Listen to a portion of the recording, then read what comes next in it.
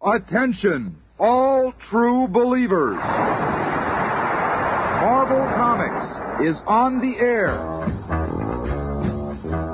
Out of the pages of the world's greatest comic magazine come the adventures of the Fantastic Four. This week's story revolves around a menace from the sea, and we'll begin our shanty in just half a moment. Our story this week picks up where we left off last week. The Fantastic Four have returned to their headquarters in the Baxter Building after Johnny Storm, the Human Torch, had defeated the Miracle Man. I'm sure it'll all come back to you as we proceed. Somewhere out there among the teeming millions of New York City, Torch is hiding from us. We've got to find him. But he can stay hidden for all I care. He's nothing but a spoiled teenage brat anyway. How can you talk about my brother that way? He saved us from the Miracle Man, and he may be out there hurt or in trouble. Oh, I'm sure Johnny's all right, Sue. As for you, Ben, it's all your fault that he ran off in the first place. Oh, sure. Everything around here's my fault. It is your fault, Ben. Johnny ran after the Miracle Man single-handedly, and single-handedly he defeated him. And thanks to the torch, the atomic cannon was returned safely to the Army. And everyone was happy about it. Everyone except you. You were jealous of Johnny's achievement, so you picked an argument with him. Your bickering made him leave us. I'm through with you, you big bully. And I'm through with the Fantastic Four. Understand? Through. Well, we're going to find that youngster, and that means you too, Ben. And when I find him, I'll teach him to run out on us like that. Oh, Reeve, darling, if he harms my little brother. And so the Fantastic Four, minus one, set out in their fantastic car to search the megalopolis. You check the village where you and Johnny grew up. Okay, Reed. Ben, you cruise the west side and check garages. And what are you going to be doing, Reed, darling? Oh, Ben, give me a break. Okay, this is where we separate. Release sections. Thus, the long search begins. Susan Storm lands in the center of town. Johnny loves this neighborhood. There are so many people his age. Here's a good place to start searching on a hot day. The soda fountain where Johnny hangs out. And there's one of his pals. Excuse me. Huh? Have you seen my brother, Johnny Storm? What? I must be hallucinating. Some funny-sounding chick's voice out of thin air. Oh, wait a minute. If you're hallucinating, then I'm hallucinating. And I'm getting out of here. I never understood why he hangs out here. These kids sure scare easy. Oh, well, back to the search. Back to the search indeed. We find Mr. Fantastic in Central Park, near the bike trails. There are some cyclists. Maybe they've seen Johnny. I'll just race him here. What? Mr. Fantastic. Hey, I didn't know you were for real. I'm real enough. But tell me quick, have you seen Johnny Storm the Torch? No, man, I haven't. Hey, say, how do you stretch your No time to body chat right now. that? Sooner or later, I'll find someone who's seen him. But little does Mr. Fantastic know that less than a mile away, in Swanson's garage... Nobody can modify an engine like you, man. Yeah, that's incredible. You're only saying that because it's true. You know, the whole country is looking for the Human Torch. Yeah? And he's right here working with us on cars. Well, I've got to do a little welding, guys, so step back for a few seconds. Flame on. Hey, Johnny, I didn't know you could ignite parts of your body. The flame from my finger beats a welding torch any day. It's really nifty. Every time I use my flame, I learn new things I can do with it. By concentrating, I can keep it away from that gasoline. But if I wanted to, I could merge my flame with that barrel of oil and keep this place heated for months at almost no cost. Wow. Reed and I have done a series of tests. But as Johnny explains his superhuman abilities, one of his ex-teammates is right outside, preparing to demonstrate his. Before I knock myself out searching this whole city for that story, I'll play a hunch. The thing, right, matchstick. And now I'm going to show you what we do to deserters. You can't beat the torch thing. He's too hot for you. That flame doesn't scare me. There's gasoline all over here. One spark and your pals will be statistics. I'm getting out of here before I'm blown up. Flame off, Torch. Flame off or I'll drop this jalopy right on you and we'll all be blown to bits. Drop the car thing. Sure, I'll drop the car. Now I'll take care of you. You've always laughed at me because I'm ugly. So why aren't you laughing now, punk? Lay off, thing. I'm warning you. Don't worry, sonny boy. I won't spoil your pretty face. I'm just gonna rough you up a little so you won't forget who's boss around here. Knock it off, Thing. I'm not gonna warn you again. Warn me? I'm telling you, I'm gonna. I'm tossed. Come in, human again. At last. I better get out of here while the getting's good. A man. I'm a normal man again. Flame on. Go ahead and fly away, you flaming freak. I'm a man again. The poor fool is just a temporary change. He'll soon be the thing again. His is the cruelest cosmic power of all. My head. Turn it back. Into it.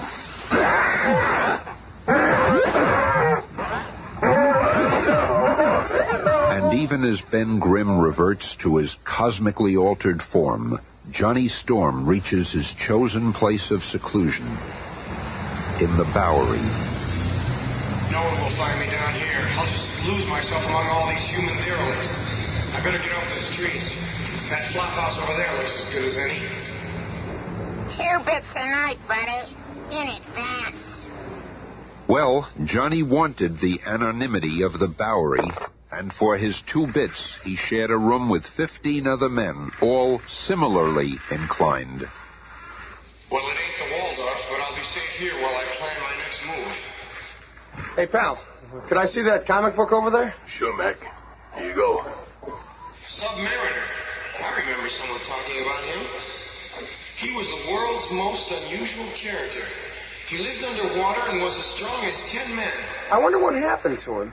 He was supposed to be immortal. You know about Submariner? What? Oh, yeah. You got a bum over here who's as strong as that guy's supposed to be. Yeah? Hey, old man, wake up. Well, you may be. Come on, old man. You got a lieutenant here. Show what you can do. Oh, I want to sleep. Well, leave the old man alone. He's probably tired. Well, he's never too tired for this. Come on, you mangy bum. Get his phone book in here. Go away, you puny flame. Let's teach him a lesson, boys. Get him. I've been spoiling for a good fight. I said, go away, all of you. I'm tired of showing my strength. I just want to remember who I am, what I am. I've spent so many years here in this fog, my mind's a blank. Look, this guard is down. How's our chance? Yeah, I never like to creep anyway. Hold it. Leave him alone. Can't you see he's sick? He's got amnesia, loss of memory. He doesn't even know who he is. Yeah, but we'll beat it back in him. Wait a second. I've got an easier way. First, let's show him what he really looks like. Let's give him a hot shave. Flame on. Hey, what's that? You've got to be the Human Torch. I can control my torch flame to within a hair's width. Look at his face. It can't be. It is. It's Submariner. At the same moment that Johnny Storm makes his incredible discovery, the other members of the Fantastic Four are continuing their search for him. Have you fellas seen a flaming teenager flying around the city? Holy smokes, I've read about you guys, but I never dreamt that you really existed. We exist, all right. Now, how about it? Have you seen the torch? No. Well, if you do, contact the Fantastic Four. Susan Storm, too, prowls the vast metropolis as the Invisible Girl. I've traveled all the way down to the Bowery, a refuge for lost souls. I can't believe that I'd find Johnny here. Come on, pal. If you are Submariner, I know one thing that will bring back your memory for sure. If you can, I'll be forever in your debt. I'm wasting precious time. I'll continue down and look for Johnny in Chinatown. And once more, destiny dabbles with the fate of humans. Susan Storm, less than 10 feet from her brother, turns and walks away, not seeing the subject of her search. Okay, the coast is clear. Flame on. No, you're a demon. It's okay. You're safe from my flame. We're just going for a little flight test. See? There's the Atlantic Ocean. But you... Easy, pal. I won't drop you. Not yet. If he is Submariner, the sea will bring back his memory. If not, I'll dive in and save him.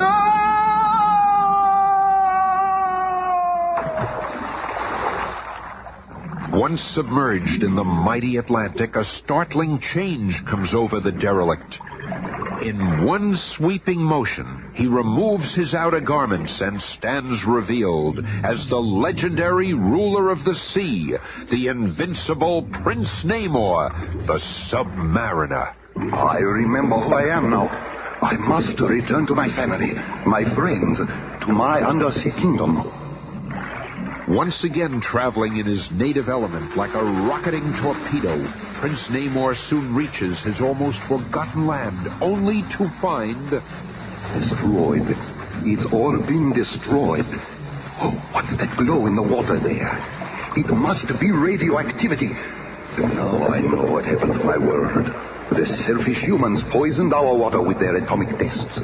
My people, though not harmed by the radiation, must have moved elsewhere, dispersed when this part of the undersea environment was no longer inhabitable. The oceans are vast, nearly endless. How can I ever find them? Where shall I begin to look? And moments later, Johnny is standing at the pier. You're back. You are Submariner. I'm so glad you're safe. Do not be proud of what you've done. By returning my memory, you have signed a death warrant for the whole human race. What are you talking about? I'm talking about a revenge. The revenge I shall have for the destruction of my undersea kingdom. I am Prince Namor, the Submariner. And now you shall fear my strength as it is turned against you. And so speaking, Submariner submerges, leaving Johnny Storm alone. I better warn the others. My grudge with Ben is insignificant compared to the threat from Submariner. Seconds later, the other three members of the super team see the Fantastic Four emergency flare in the sky. Look, it must be a signal from Johnny. It's coming from the piers by the river. Why can't that rat stay out of trouble? Faster, Reed, faster. He must be in danger. Easy, Sue. We're almost there. There he is. I got eyes. I can see him. What's the idea of shooting off that flare? You're only supposed to use it in emergencies. This is an emergency, you big ape. What'd you call me? Quiet, Ben. What is it, Johnny? Well, we're going to need each other now. Submariner is back, and I just wanted to tell you. Submariner? I thought he died long ago. Well, he's alive, all right, and from what I've seen, he's more dangerous than ever. Bah, who's worried? Nothing human can stand up to the thing. That's just it, big boy. He ain't human. Prince Namor of the Sea isn't quite human. His race was old when our sun was young, and he knows well the secrets of the deep. I shall unleash a monster upon mankind, the likes of which they have never even dreamed. Ah, there he is, slumbering still, as he has done for ages. The largest living creature in all the world, the deadly Giganto. His slumber can only be interrupted by his trumpet shell, which my ancestors buried here centuries ago. Come, Giganto, it is time. Ah, it's working. I have awakened the monster. Now nothing can stop him. He will follow the trumpet shell wherever it leads. And in the hands of the vengeful Submariner, the trumpet shell leads Giganto to the surface world. Look, Captain, off the port bow. What do you make of that? Oh, madre de Dios. It is huge. He's right for us, sir. To the lifeboat, men. He's going to hurt his ship. Mindlessly, the giant sea behemoth splinters the tiny tramp steamer as the crew barely manages to escape to sound the alarm, and within minutes, for the first time in history, the order is given to evacuate New York City. Don't panic. Everybody just keep moving. We've got plenty of time. Everyone will get out safely. Keep moving. Keep moving. And through the now silent canyons of the huge city, the nation's most powerful weapons are brought into place, and the battle is at hand. Sector 2 reporting, sir. We can see the monster coming into New York Harbor. A monster is coming within range. Prepare to launch ground control missiles. 5 seconds. 3 seconds. Fire! Look at that. Those rockets didn't even slow the monster down. What will happen when it reaches the city? Hey, there's Reed. He's going after the monster with the Fantastic Car. Maybe This chemical smoke will confuse the creature, slow it down before it reaches shore. The Fantastic Four are keeping Giganto from reaching the city. Another blast on my horn will set him straight. Like something out of a nightmare, the hulking mountain of a monster slowly turns, following the sound of the trumpet shell, and the beast crashes into the city. He'll wreck the city if he's not stopped. It's like a giant whale. But it walks. Gives me an idea. Moving like a man possessed, the thing rushes to the military supply depot and returns. What's that bomb? Strapped to your back. Nuclear bomb. I can't believe it. Relax, kids. I ain't no hero. I'll be back. You wait and see. And as night falls on an evacuated New York City, the lumbering thing, with a timed nuclear bomb strapped to his back, finds Giganto sleeping on Fifth Avenue. All I gotta do is slip through that joker's teeth and get inside, like in the Bible. Then I gotta get out again before this little number goes off. Yeah, that's all. Well, here goes. This bomb is heavy. Boy, it sure is weird in here. I hope he doesn't wake up before I get out. Slowly, warily, knowing that each step might be his last, the thing walks deeper and deeper inside Giganto, the monster from the sea. Past remains of long since forgotten vessels, victims of this enormous creature. This big guy could swallow sea monsters whole. Yeah, I'm one of them. I've fought just about everything else in my day. I might as well whip you, too.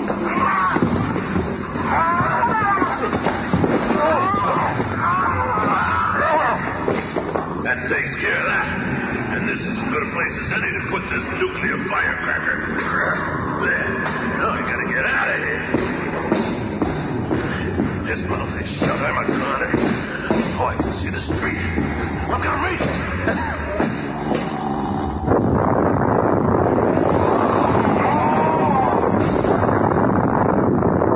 Did it. Submariner's monster is dead. He saved the city, maybe even the world. The explosion blew him right out of the monster like he was shot from a cannon. I didn't think anything could stun the big ape. I hate to admit this, Ben, but I'm proud of you. So what, Squirt? Letting it die will get you. That horn. Soon the whole world will again know the Submariner. You haven't beaten me, and with the power of this horn, I shall summon countless others to attack you. I will have my revenge. So, it's the horn. What? I'll take that. It's floating in midair. That can't be. I'll find the answer. Oh! I thought so. A human, but an invisible human. Give up. You cannot win. And seeing the futility of her struggle, the invisible girl becomes Susan Storm, prisoner of the Submariner. Well, this is a prize worth catching. You are the loveliest human I've ever seen. If you will be my bride, I will show mercy to the rest of your pitiful race. How can I make such a choice? You won't have to, Susan. We're here now, sis. But we're gonna fix you, Fishman. Fools! You are finished. Now I will have this girl and my revenge. The next time you hear this horn, I shall unleash millions of undersea monsters, such as mankind has never seen. Helpless before the invincible attack, you shall be driven out of your cities and returned to the caves from whence you came. Oh, you mustn't. I'll become your bride. You speak as though you are sacrificing yourself. You realize that I offer you the honor of becoming a Princess Namora, bride of a submariner, queen of the sea. This has gone far enough. You're crazy. Lay my hands on that scale-bellied fish. You fool! He's more powerful than we thought. This calls for a stunt only the Human Torch can do. Flame on! After reaching an altitude of 1,000 feet, the Human Torch begins circling in an expanding ring above the submariner, creating at first a light wind and then building into a tornado of unimaginable force. So powerful and well-aimed is the vortex that Submariner forgets about Sue and devotes his energy to the whirling wind about him. I'm being sucked into it. The pressure is unbearable. It's pulling me off the ground. Torch's tornado hurls Submariner's helpless form higher and higher until finally he and his victim are over the deepest part of the vast Atlantic. Now this ought to put the world in proper perspective for you. The menacing sea trumpet slips from the hand of Prince Namor and is lost in the depths forever. Moments later, revived by the water's magic healing powers, Submariner reaffirms his vengeful vow. You humans may be strong, but not strong enough to defeat Namor. When I return, I will reduce you to cavemen. Yes, perhaps he will be back, but he will still have to face the most incredible quartet of humans in all the world. I don't think you should have let him return to the sea, Johnny. I got a hunch he's going to be back, and I can't wait. Let's cross that bridge when we come to it, Ben. When he returns, we'll be waiting. Be with us again on Monday when the Fantastic Four will encounter the diabolical doings of Dr. Doom. The fantastic cast is Cynthia Adler, Bob Maxwell, Bill Murray, Jim Pappas, Jerry Hayden. narrated by Smilin' Stan Lee.